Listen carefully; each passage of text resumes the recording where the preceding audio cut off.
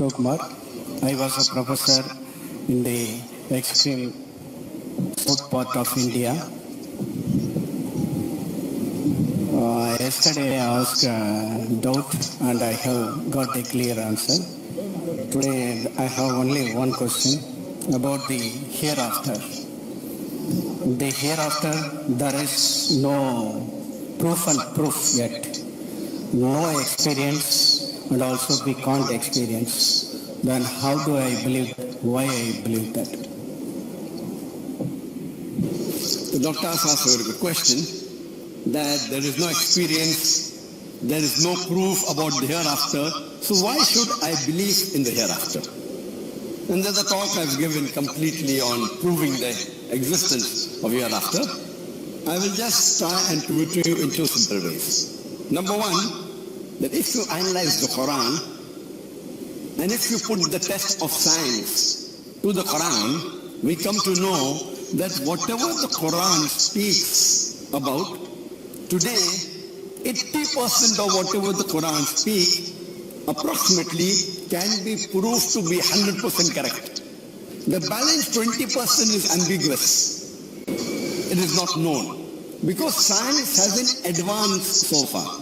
When the Quran was revealed 1400 years back, many things of the Quran were not discovered. And I've given a talk on Quran and modern science.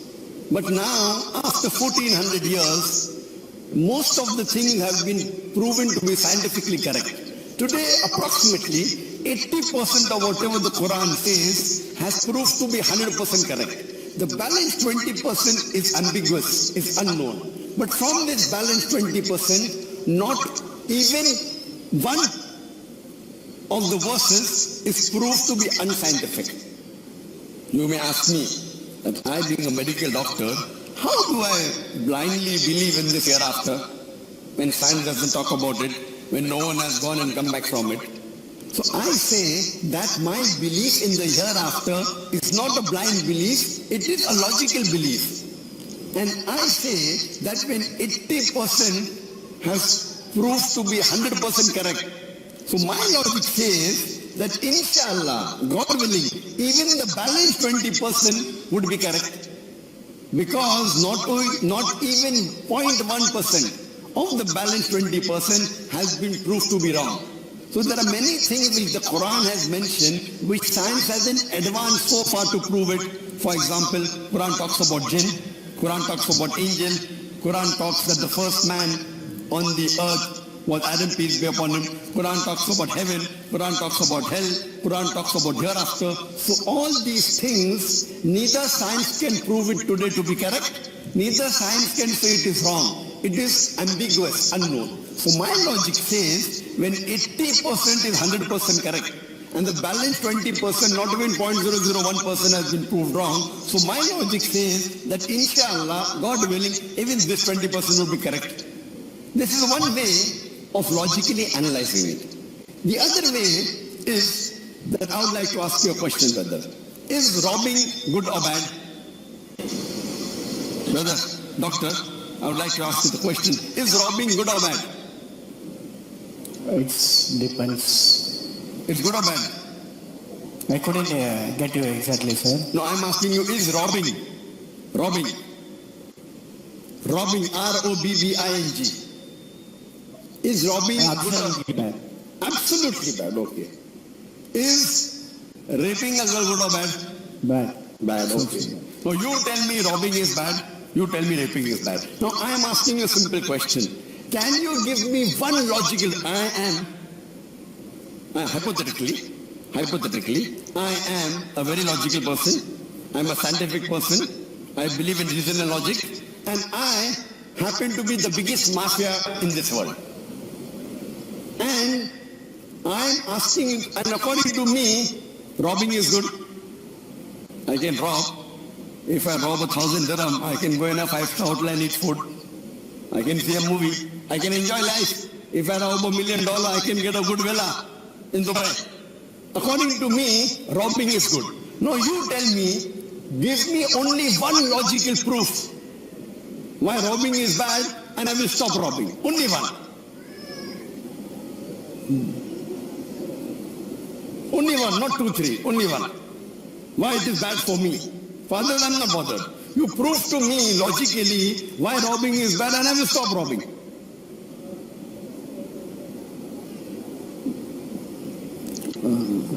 Only one. You said absolutely bad. Because we learn from our parents and we learn from our parents. elders. My parents, my grandparents believed the world was flat. So do I believe in my grandparents? Everything what my grandparents said is not true. I asked you, give me one logical reason why robbing is bad and I will stop robbing. Only one. Sorry, sir, I don't know. Sorry? Sir, I couldn't explain. You cannot guess. Yeah. But you said absolutely bad. And you I believe, is a logical person. Correct? It is totally prohibited. Totally prohibited use. I am a big mafia. You know, in Italy, a big mafia, international mafia. Why robbing is bad? You prove to me, I stop robbing. Can anyone help our brother why robbing is bad? Can anyone give one logical reason why robbing is bad? Only one.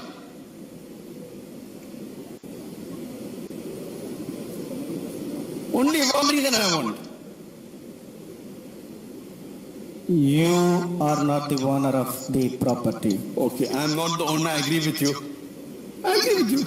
But when I rob, I am benefiting or not? I am benefiting, I can enjoy, I can go to a 5-star hotel, I can buy a big villa. Correct? I am agreeing I am not the owner, but by robbing I become the owner.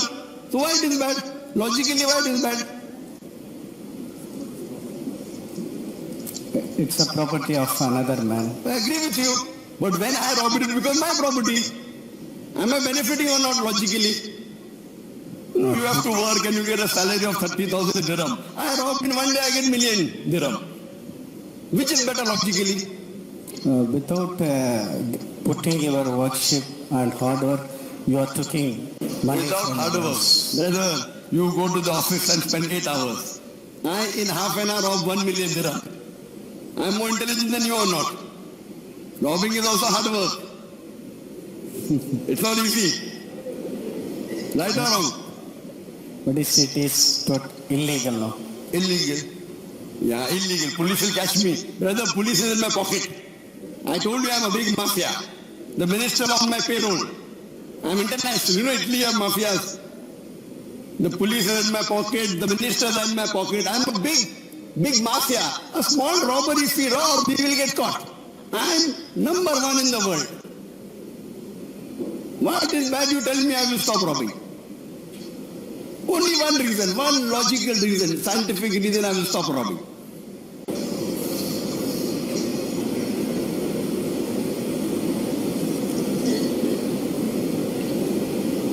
Can't think of any.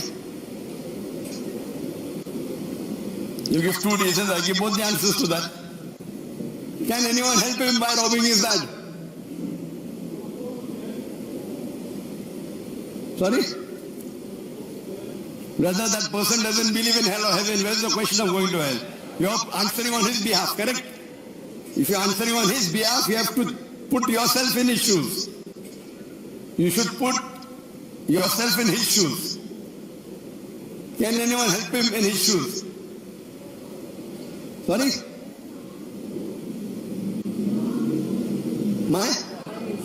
You are harming someone, I agree with you.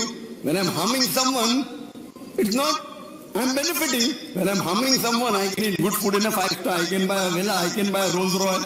So what difference does it make? Is harming good or bad for me? It doesn't make a difference. I told you, prove to me logically why it is bad for me. When I rob someone, it is bad for the person who's being robbed. But is it bad for me? No. I'm taking somebody else's property. What difference does it make to me? When I take somebody's property, he will go in loss, but I will benefit or not? Sorry? The rights. You follow your rights. I am following my rights.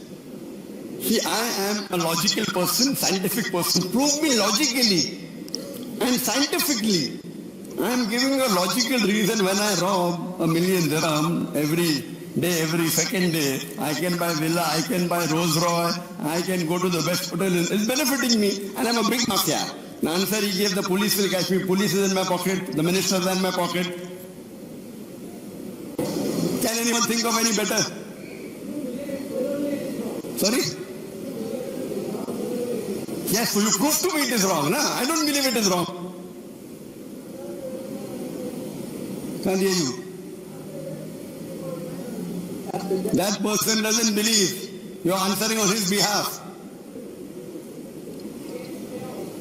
Sorry? It creates chaos, yes. It creates chaos for the other, not for me. For the others it creates chaos. They'll get scared. But for me it benefits me. What difference does it make to me? I'm a minority. I don't know everyone to become a big robber like me. I'm asking that person, prove to me logically why it is bad for me. I agree with you. Majority would suffer, but I'm enjoying. Why it is bad for me? If you want to stop something from someone from doing something, you have to prove to him it is bad for him.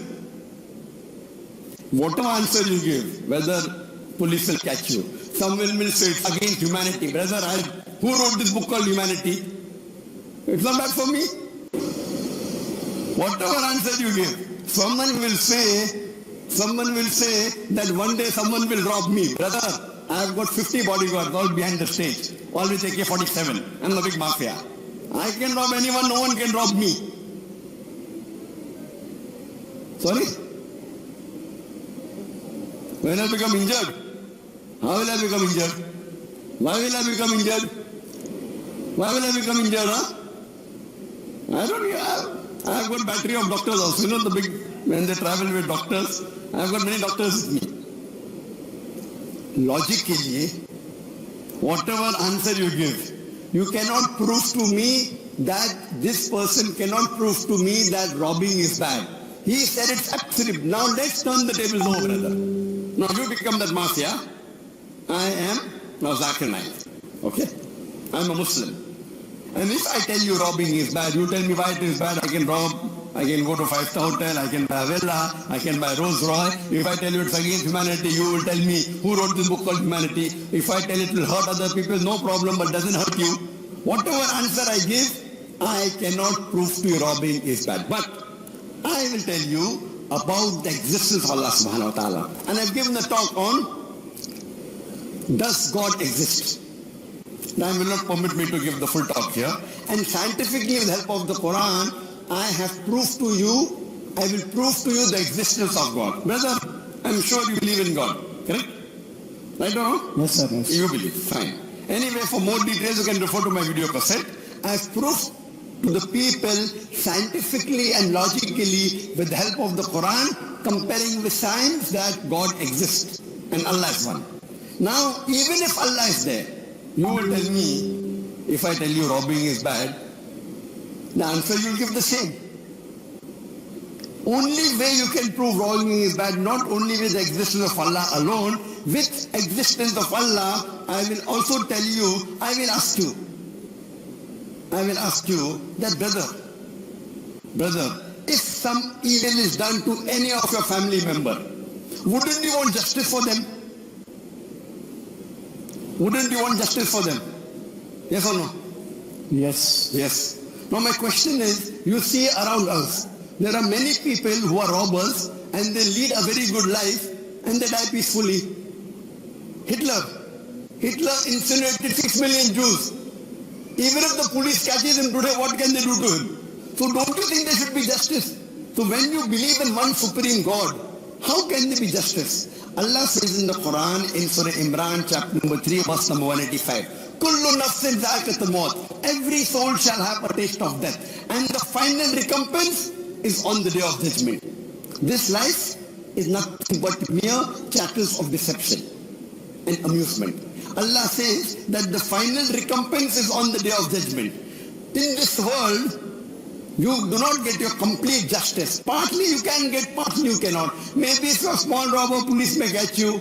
Sometimes they may catch you, you may get justice here. Many small robbers the police don't catch.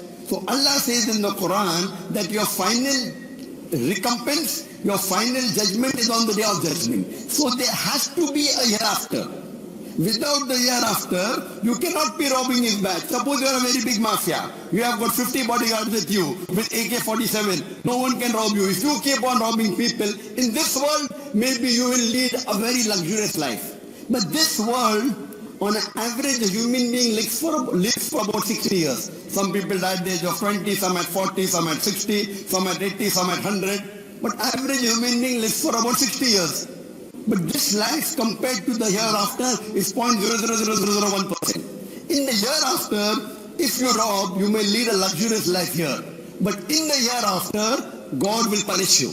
So there has to be a hereafter. So if you rob, then God will punish you in the hereafter. In this world, all the crime you do cannot have a punishment. As I told you, if the police had caught Hitler, and if you catch Hitler today, who has incinerated 6 million Jews, what punishment can you give him? What punishment can you give him? We will give the maximum punishment. Maximum. What is the maximum punishment you can give? What is the maximum punishment you can think of?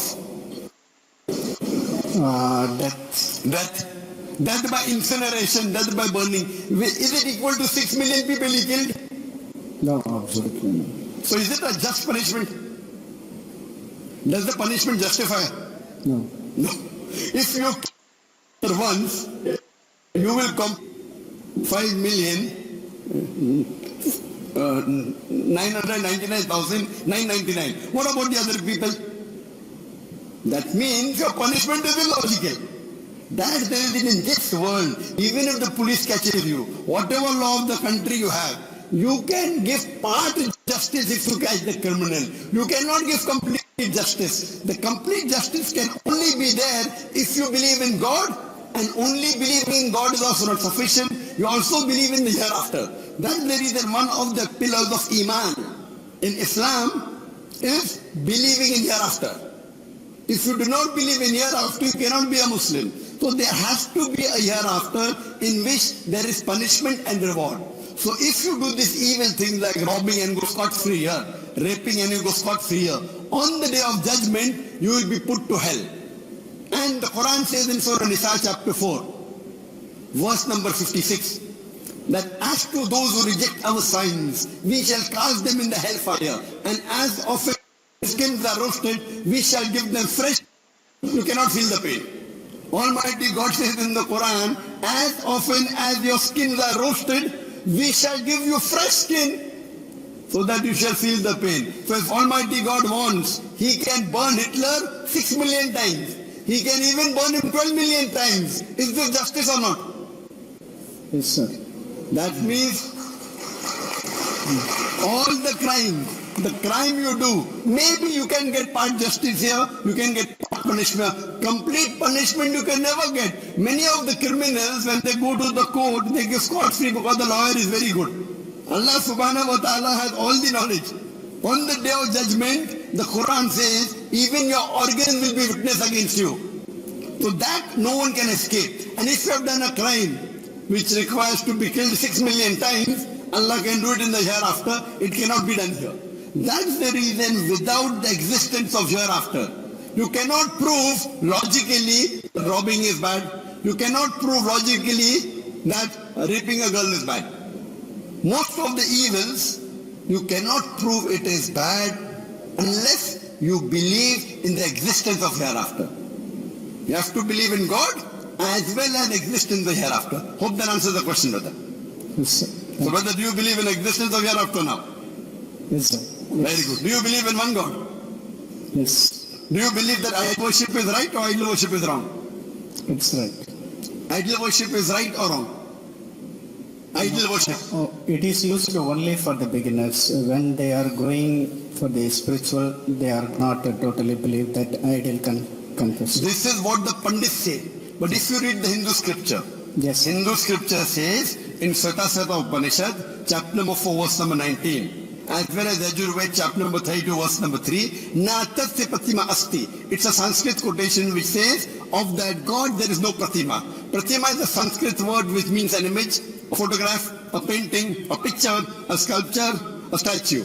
It says, Na tasya pratima asti, of that God, there is no pratima, there is no image, there is no photograph, there is no painting, there is no picture, there is no statue, there is no sculpture. Who says that? Yajurved chapter 32 verse number 3. Now you are telling me initially for concentration it required. Muslims, we have already reached the higher level of consciousness. We don't require idol to worship Almighty God. And if you read your scripture, the Hindu scripture, the Vedas, the Upanishad, it is totally against idol worship. It is the Pandits who tell you that initially for concentration you require. Now would you like to follow the Vedas or would you like to follow the Pandits? Veda. So in your scripture it is clearly mentioned that the reason there are certain sects of Hinduism, for example Sanatana Dharma, they don't believe in idol worship.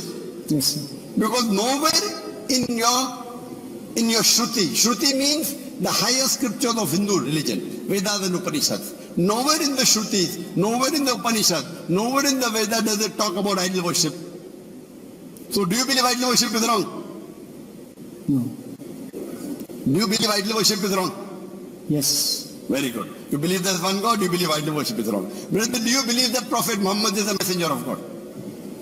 Yes, sir, I believe that. You believe? Yes. Alas. So the two things required for any human being to become a Muslim is number one, to believe that there is one God and that God has got no image.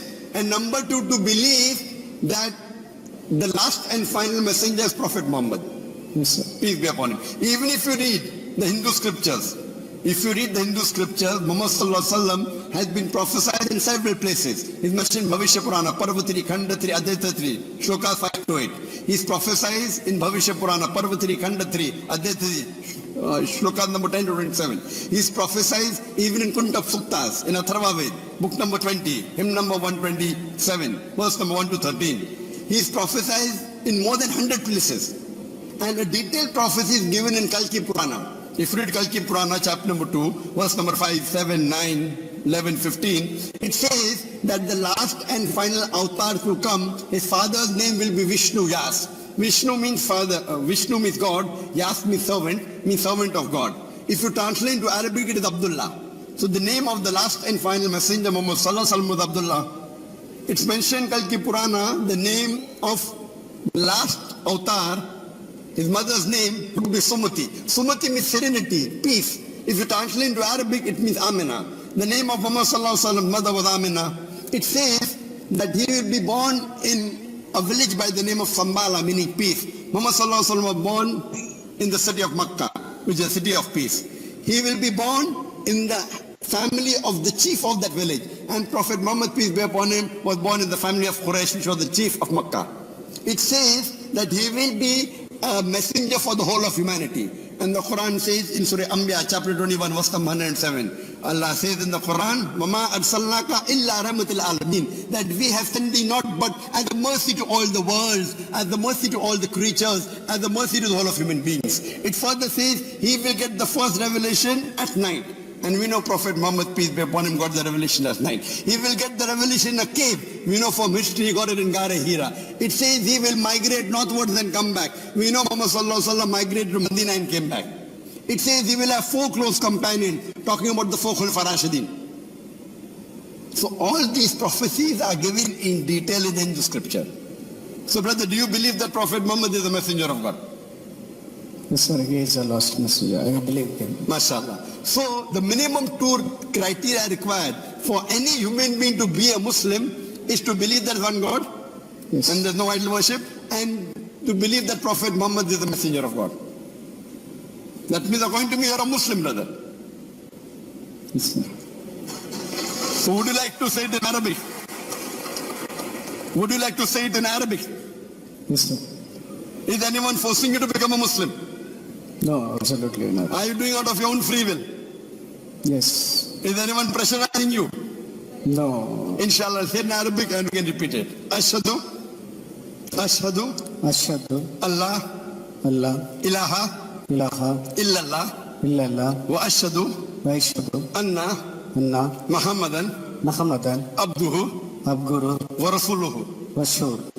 I bear witness I bear witness that that there is no God there is no God but Allah, but Allah. and Prophet Muhammad I am Prophet Muhammad is the messenger is the messenger and servant and servant of Allah. of Allah. MashaAllah, I become a Muslim and I pray to Allah subhanahu wa ta'ala that may He grant you Jannah in the hereafter, may He put you in paradise, and I pray to Allah, when a person becomes a Muslim, all what you have done, any sin that you have done till today, it is forgiven. All the good things you have done is there in your record. Our beloved Prophet Muhammad sallallahu alaihi wasallam said that moment a non-Muslim becomes a Muslim, all his previous sins are forgiven, irrespective of how big it was.